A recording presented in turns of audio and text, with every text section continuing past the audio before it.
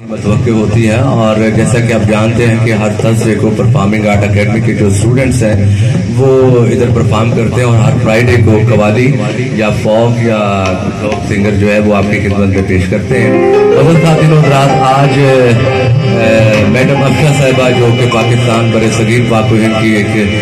legend singer हैं, उनकी बेटियां हैं फरवा अफशा साहिबा और इरम अफशा साहिबा, वो आपको अपने मैडम नूरजहां साहिबा की